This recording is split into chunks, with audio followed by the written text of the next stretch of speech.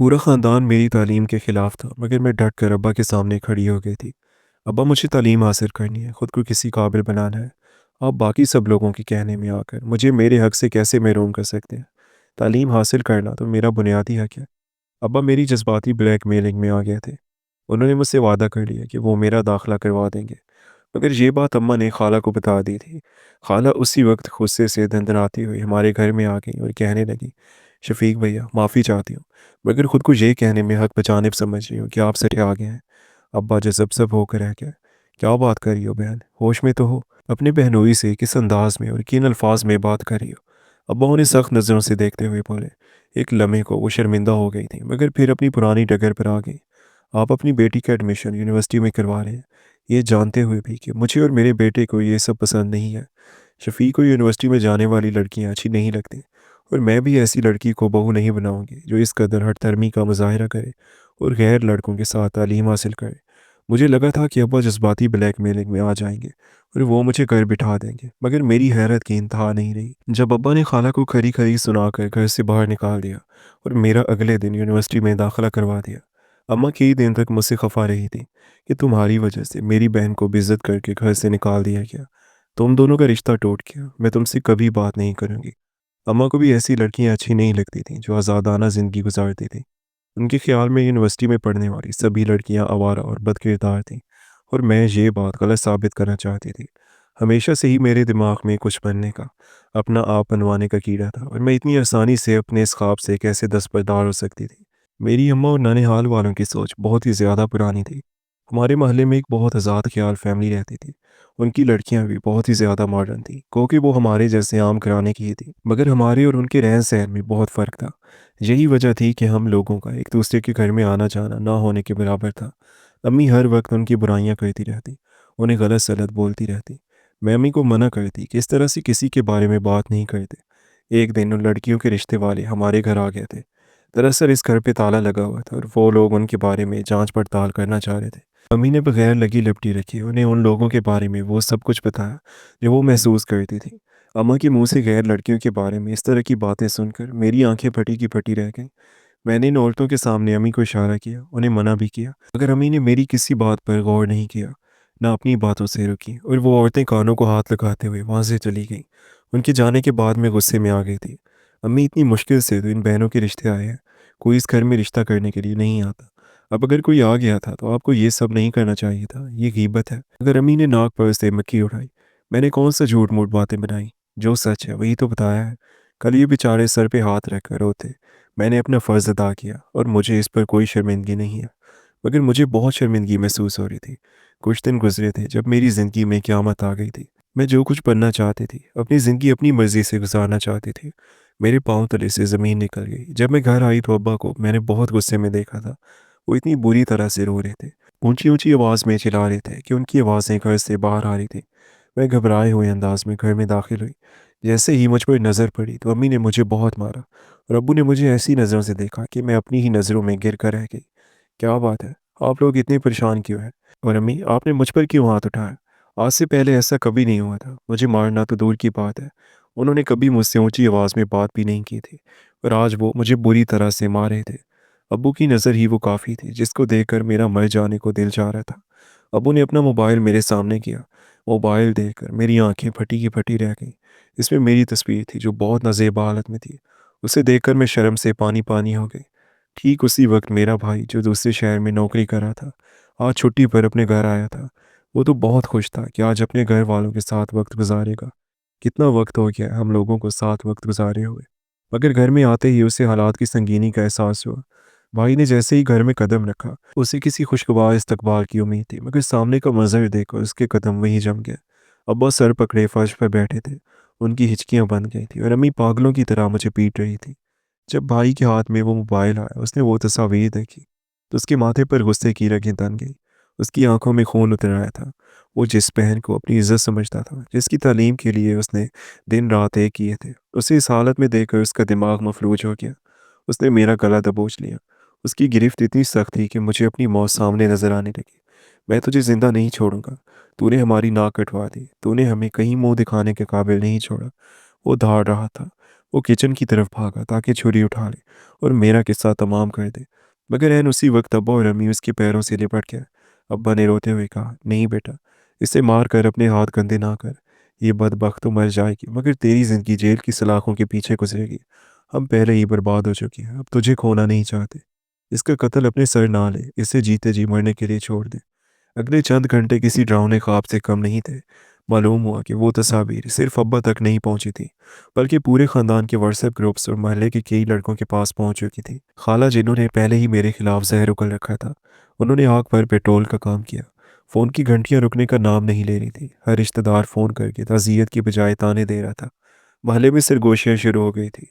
लोग हमारे घर के सामने से गुजरते हुए रुक कर दीवारों को ऐसे देखते जैसे यहाँ कोई गुनाह हुआ हो। मेरी यूनिवर्सिटी जाना तो दूर की बात, मेरा कमरे से निकलना भी बंद कर दिया गया। मैं दिन रात रोती, गिड़गिड़ाती, कुरान उठाकर यकीन दिलाने की कोशिश करती कि ये सब कुछ झूठ है, ये तस्वीर मेरी नहीं है। किसी ने एडिटिंग की है, किसी ने मुझे फंसाने के लिए टेक्नोलॉजी का सहारा लिया है। मगर मेरी आवाज़ दीवारों से टकरा कर वापस आ जाती। किसी ने मेरी एक न सुनी। मेरा भाई, जो कभी मेरी हर फरमाइश पूरी करता था, अब वो मेरी तरफ देखता तो उसकी नज़रों में नफरत की हकारत होती।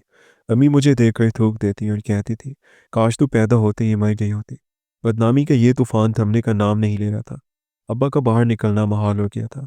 मस्जिद में लोग उनसे किनारा करने लगे थे। एक दिन अब्बा घर आए तो उनका चेहरा बिल्कुल सफ़ेद था। उन्होंने फैसला सुना दिया, इससे पहले कि लोग हमारे घर पर पथराव शुरू कर दें, हमें इसे यहाँ से रुखसत करना होगा। वो रिश्ता कहाँ से आया, कैसे आया, किसी ने मुझे नहीं बताया। मुझे एक लाश की तरह तैयार किया गया। न मेहंदी थी, न खुशी, बस एक निकाह खां और चंद गवाह थे। जब मेरा निकाह हुआ तो मैंने देखा कि मेरा शौहर हाजी मुश्ताक उम्र में मेरे अब्बा से भी बड़ा था। उसके सर के बाल सफ़ेद थे और चेहरे पर झुर्रियाँ थीं, मगर उसकी आंखों में एक अजीब सी फातिहाना चमक थी। उसकी बीवी फौजशुदा थी और उसके अपने बच्चे मेरी उम्र के थे। खानदान वालों ने कहा, इस गुनहगार लड़की के लिए इससे बेहतर ठिकाना नहीं हो सकता। ससुराल जाते ही मेरी ज़िंदगी का एक नया और ज़्यादा भयानक बाब शुरू हुआ। हाजी मुश्ताक ने मुझे पनाह तो दे दी थी, मगर इस पनाह की कीमत वो हर रोज़ मेरी तस्दीक करके वसूल करता। वो हर बात पर मुझे ताना देता, तुझे तो तेरे बाप ने कौड़ियों के भाव मुझे बेच दिया है ताकि अपनी इज्जत बचा सके। शुक्र कर मैंने तुझ जैसी बदकिरदार औरत को नाम दे दिया, वरना तो किसी कोठे पर होती। वो मुझे एक मुलाजमा से भी बदतर रखता। उसके जवान बेटी और बहू मुझे शक की नज़र से देखते। अगर मैं कभी गलती से खिड़की के पास भी खड़ी हो जाती तो वो मेरा बाल पकड़कर घसीटता और कहते, अब किसको इशारे कर रही है, अभी मन भरा नहीं तेरा। मैं सब कुछ सहती रही, इस उम्मीद में कि शायद एक दिन सच सबके सामने आ जाएगा। मैंने कई बार अब्बा को फ़ोन करने की कोशिश की, मगर मेरा फ़ोन छीन लिया गया। 1 साल बाद मुझे पता चला कि अब्बा दिल का दौरा पड़ने से इंतकाल कर गया है। वो मेरी जुदाई और इस गम को सह न पाए थे। उनके कुछ ही अरसे बाद अम्मी भी बिस्तर से लगी और वो भी अल्लाह ताला को प्यारी हो गई। मैं अपने वालिदैन के जनाजे पर भी ना जा सकी, क्योंकि हाजी मुश्ताक ने मुझे कमरे में बंद कर दिया था। बदशगूनी औरत, वहाँ जाकर मज़ीद तमाशा खड़ा करना है। उसकी वो अल्फाज आज भी मेरे कानों में हथौड़ों की तरह बजते हैं। वक्त गुजरता गया, मेरे 2 बच्चे हुए, एक बेटा और एक बेटी। वो बच्चे ही मेरी ज़िंदगी का वाहिद सहारा और जीने की वजह बन गया थे। मैंने अपनी तमाम तर तवज्जो उनकी परवरिश पर लगा दी, ताकि उन्हें वो तालीम और शऊर दे सकूं जो मुझे ना मिल सका। लेकिन हाजी मुश्ताक का रवैया कभी ना बदला। वो मरते दम तक मुझे गुनहगार समझता रहा और मेरी खामोशी को मेरा इतराफ़ जुर्म करार देता रहा। फिर एक दिन अचानक हाजी मुश्ताक का इंतकाल हो गया। मैं बेवा हो गई थी। उसके बेटों ने जायदाद की तकसीम के वक्त मुझे और मेरे बच्चों को घर से निकाल दिया। मेरे पास अब कोई ठिकाना नहीं था सिवाय अपने भाई के घर के। मैं बड़े मान और दुख के साथ अपने मैके वापस आई, इस घर में जहाँ मेरा बचपन गुजरा था, जहाँ मेरे भाई और भाभी की हुकूमत थी। मगर मेरा इस्तकबाल जिस सर्द मोहरी और तानों से हुआ, उसने मेरी रूह तक को ज़ख्मी कर दिया। भाभी ने मुझे देखते ही माथे पर बल डाल दिए। आ गई आप, अब यहाँ क्या लेने आई हैं? जो थोड़ी बहुत इज्जत बाकी रह गई, इसे बेखाक में मिलाने आई। उसने मेरे बच्चों को हकारत से देखा। भाई ने तो जैसे मुझसे आंखें मिलाना भी गवारा न किया। भाभी का लहजा जहर आलूद था। हमारे तो अपने बच्चे जवान हुए हैं, अब इस बदनाम फूफी को घर में रखकर हम अपनी बेटियों के नसीब क्यों जलाएं? मैं अपने ही घर में एक बोझ बनकर रह गई थी। वो तस्वीरें, वो इल्ज़ाम, वो बोहतान बरसों गुजर जाने के बाद भी मेरा पीछा नहीं छोड़े थे। मैं अपने 2 बच्चों का हाथ थामे खामोशी से कोने में पड़ी रहती, ये सोचते हुए कि क्या कभी मेरी बेगुनाही का सूरज तुलू होगा, या ये कलंक मेरी मौत के बाद ही मेरे नाम से मिटेगा। शौहर के इंतकाल के बाद मेरा भाई ही मेरा वाहिद सहारा था, मगर वो सहारा भी रेत की दीवार साबित हुआ। जब मैं बेवा होने के बाद अपने 2 मासूम बच्चों के साथ मैके वापस आई, तो मुझे लगा था कि शायद अब मेरे दुखों का मदावा हो जाएगा। लेकिन वहाँ भाभी की सूरत में एक नई आजमाइश मेरा इंतज़ार करी थी। भाभी को मेरा यहाँ आना एक आंख न भाया। वो हर वक्त मुझे जहरीले तानों से नवाजती। आ गई आप, अपने गुनाहों की पोटली और ये दो बोझ लेकर। हमें तो डर है कि कहीं आपके साय से हमारी बेटियां भी ना बिगड़ जाएं। मैंने अपनी ज़ुबान पर खामोशी की मोहर लगा ली थी।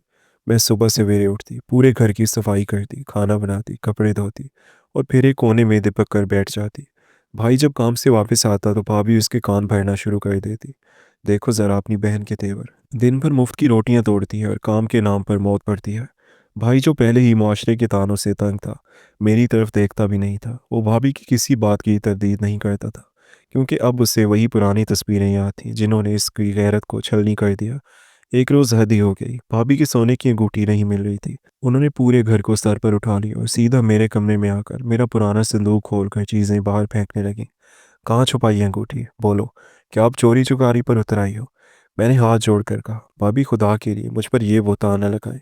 मैंने आपकी किसी चीज़ को हाथ नहीं लगाया। मगर वो गुस्से में पागल हो रही थी। उन्होंने मेरे बाल पकड़कर मुझे ज़मीन पर पटक दिया और मेरे छोटे बच्चों के सामने मुझे मारने लगी। निकल जाओ मेरे घर से, तुम्हारी जैसी मनहूस और चोर औरत की यहाँ पर कोई गुंजाइश नहीं है। उन्होंने मेरा हाथ पकड़कर मुझे घसीटते हुए सेहन से गुजारा और गली के दरवाजे पर ले जाकर धक्का दे दिया। बारिश की हल्की बूंदाबांदी शुरू हो चुकी थी और मेरे बच्चों के चेहरों पर खौफ और आंसू थे। भाई घर के सेन में खड़ा खामोशी से ये तमाशा देख रहा था, जैसे उसके सीने में दिल नहीं बल्कि पत्थर हो। दरवाज़ा ज़ोर से बंद हुआ और मैं अपनी बेगुनाही की दहाई देती सड़क पर अकेली रह गई। मैं बारिश में भीगते हुए अपने बच्चों का हाथ थामे गली के मोड़ तक पहुंची थी कि मेरे कदम रुक गए। मेरे सामने एक शख्स खड़ा था जिसके हाथ में छतरी थी। उसकी आंखों में गहरी नदामत थी।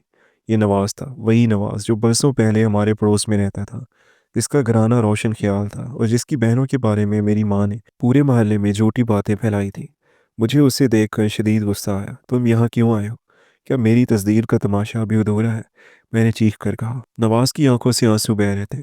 उसने छतरी मेरी तरफ की और कांपती हुई आवाज़ में बोला, शैला मुझे माफ़ कर दो। मैं सालों से इस दमे की तलाश में था कि तुमसे मिलकर अपने गुनाह का इतराफ़ कर सकूं। मैंने तुम्हारी ज़िंदगी बर्बाद की है। मैं ही वो गुनहगार हूँ जिसने तुम्हारी पाकीज़गी पर दाग लगाया था। मैं सकते में रह गई। तुम क्या कह रहे हो? क्या मतलब है तुम्हारा? नवाज ने एक लंबी आह भरी और बताना शुरू किया। शैला, जब हम यहाँ रहते थे तो तुम्हारी माँ मेरी बहनों की दुश्मन बन गई थी। मेरी बहनें तालीम याफ्ता थीं, वो बाहर जाती थी तो तुम्हारी माँ उन्हें आवारा कहती। जब भी उनका कोई रिश्ता आता तुम्हारी माँ उन लोगों को बुलाकर ऐसी ऐसी कहानियाँ सुनाती कि वो लोग हाथ जोड़कर भाग जाते। मेरी बहनों की शादियाँ रुक गई। मेरा बाप लोगों की नज़रों से बचने के लिए घर में छुपने लगा। मैं नौजवान था, मुझसे अपनी बहनों के आंसू नहीं देखे गए। मैंने बदला लेने की ठान ली।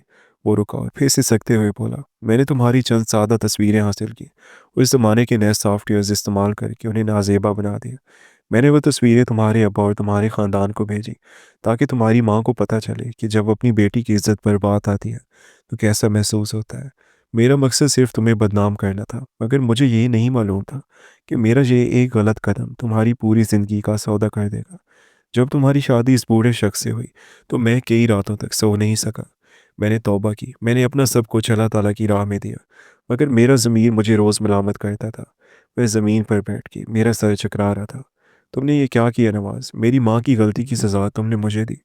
मैंने तो कभी तुम्हारा बुरा नहीं चाहा था। मैंने परसों तस्दीक से ही एक बूढ़े शौहर की मार और ताने बर्दाश्त किए, मगर वालदैन दुख से मर गया और ये सब सिर्फ एक झूठ की वजह से। मैं धाड़े मार मार कर रोने लगी। नवाज ने मेरा हाथ थामने की कोशिश की मगर पीछे हट गया। मैं जानता हूँ शैला, मैं इसका इज़हारा नहीं कर सकता, मगर मैं कोशिश करना चाहता हूँ। वो मुझे और मेरे बच्चों को लेकर वापस मेरे भाई के घर गया। उसने ज़ोर ज़ोर से दरवाज़ा पीटा। जब भाई ने दरवाज़ा खोला तो नवाज ने बगैर किसी तमहीद के उसके गिरबान से वो तस्वीरें निकाल कर उसके सामने फेंकी जो उसने संभाल कर रखी हुई थी। देखो इसे, ये सब झूठ था, ये सब मैंने किया था। नवाज ने भाई को वो तमाम सबूत दिखाए, वो पुराने मोबाइल पैगामात और एडिटिंग के वो तरीके बताए जो उसने इस्तेमाल किए थे। भाई की आंखें फटी की फटी रह गईं। उसे यूं लगा जैसे किसी ने उसके सीने में खंजर घोंप दिया हो। वो शख्स जो अपनी गैरत के नाम पर अपनी बहन को जीते जी मार चुका था, अब अपनी ही नज़रों में गिर गया। भाई मेरे कदमों में गिर गया। शैला मुझे माफ़ कर दे। मैंने अपनी बहन पर यकीन नहीं किया। मैंने इस शख्स को, साजिश को सच मान लिया। मैं कितना बड़ा गुनहगार हूँ। वो बच्चों की तरह बिलक बिलक कर रोने लगा। भाभी जो घर के अंदर से ये सब कुछ देख रही थी, उनके चेहरे से रंगत उड़ चुकी थी। सच्चाई की तपिश इतनी ज़्यादा थी कि उनका झूठ पिघल कर रह गया। नवाज ने भाई के सामने हाथ जोड़े। मैंने शैला की ज़िंदगी बर्बाद की है, अब मैं ही इसे संवारना चाहता हूँ। अगर आप इजाज़त दें तो मैं शैला से निकाह करके इसे वो तमाम इज़्ज़त और खुशियाँ देना चाहता हूँ, जो इसका हक़ है। मैं इन बच्चों को अपना नाम दूँगा, इन्हें अपना खून समझूँगा। भाई ने मेरा हाथ नवाज़ के हाथ में दे दिया। तुमने जो किया वो बहुत बुरा था नवाज़, मगर तुम्हारा इतराफ़ बताता है कि तुम वाक़ई शर्मिंदा हो। मैं अपनी बहन को तुम्हारे हवाले करता हूँ, इससे कभी दुःख ना देना। नवाज़ के साथ मेरा निकाह एक सादा-सी मगर पुरवकार तक़रीब में हुआ। जब मैं उसके घर रुख़सत हुई तो वो वही घर था जहाँ कभी मेरी माँ ने नफ़रत के बीज बोए थे, मगर अब वहाँ पर मोहब्बत और एहतराम का राज था। नवाज़ की बहनों ने, जिनके साथ मेरी माँ ने बुरा किया था, मुझे गले से लगाया और कहा, "शैला, जो तुम्हारी माँ ने किया वो उनका अमल था और जो तुमने सहा वो तुम्हारी आज़माइश थी। हम तुम्हें अपनी बहन की तरह रखेंगे।" नवाज़ ने अपने हर कौल व फ़ेल से साबित किया कि वो वाक़ई बदल चुका है। उसने मेरे बच्चों के लिए बेहतरीन स्कूलों का इंतखाब किया और उन्हें वो प्यार दिया जो उन्हें अपने सगे बाप से भी नहीं मिला था। वो अक्सर रात को मेरे पास बैठता और कहता, "शैला, मैं मरते दम तक तुमसे माफ़ी माँगता रहूँगा, क्योंकि मैं जानता हूँ कि तुम्हारी ज़िंदगी के कीमती साल मैं वापस नहीं ला सकता।" आज मैं अपने घर की रोशन सेहर में बैठी अपने बच्चों को खेलते हुए देखती हूँ, तो मुझे एहसास होता है कि ज़िंदगी वाक़ई मकाफ़ात अमल का नाम है। मेरी माँ की गलती ने मेरी ज़िंदगी को गर्द बना दिया था, मगर अल्लाह ताला ने एक दुश्मन के दिल में ही मेरी मोहब्बत और नदामत पैदा करके मुझे दोबारा ज़िंदगी अता कर दी। अब मेरी ज़िंदगी में ना ताने हैं, ना खौफ और ना ही वो नाज़ेबा तस्वीरों का बोझ। अब मेरे पास सिर्फ़ सुकून है, इज़्ज़त है और एक ऐसा जीवन साथी है जो मेरे माज़ी के हर ज़ख्म पर मरहम रखता है। सच है, जब इंसान सच्चे दिल से तौबा करता है, तो अल्लाह ताला भी उसके लिए रास्ते आसान कर देता है।